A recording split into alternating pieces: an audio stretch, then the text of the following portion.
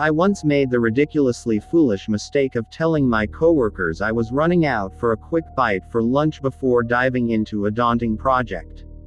Instead, I headed out with a friend for a quick boat ride on the lake.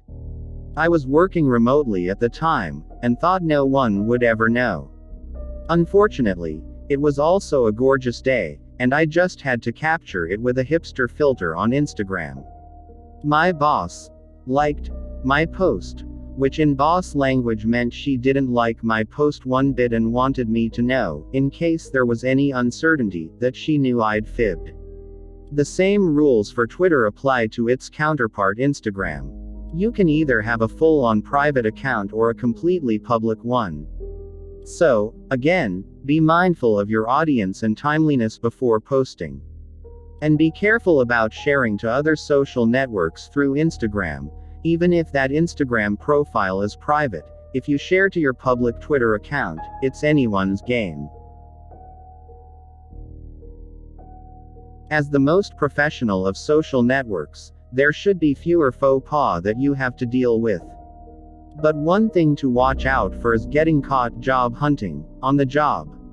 My boss was once contacted by a hiring manager looking to talk to him as a reference for one of my peers who had applied for a new job. Not good, especially not the next day, when my colleague got a meeting request from our boss to talk about your goals and your satisfaction with the company. It was an awkward conversation to say the least, and could have easily been avoided with a stealthier job search.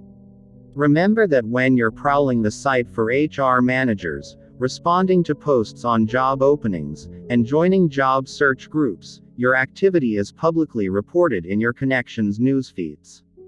While updating your resume, requesting recommendations, and joining industry groups aren't bad activities. Done in rapid succession, they can raise some red flags. Be smart and focus your efforts on communication that is private and direct, through tools like InMail, not made public on the widely shared world of LinkedIn.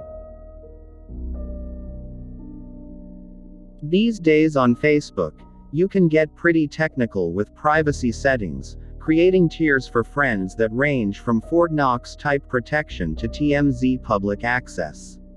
Meaning, you can safely accept your boss's friend request without her having to see your Halloween photos. But here's where this can work against you.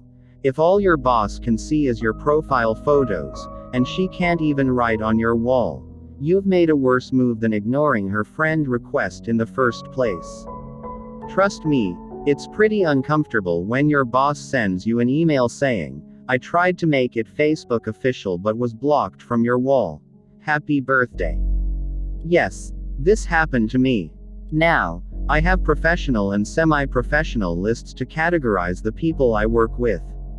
Since Facebook allows you to control privacy on a post-by-post basis, it's easy to keep my professional list updated with things I want, standard status updates, article recommendations, groups I'm a part of, and prevent them from seeing the things I don't want, like the video of me screaming profanity on a roller coaster ride that my friends so generously shared on my wall. Becoming well-versed in your account's privacy settings and updates can go a long way in preventing any embarrassing or potentially career-harming situations. Just always be sure to double-check your content and audience before you hit enter.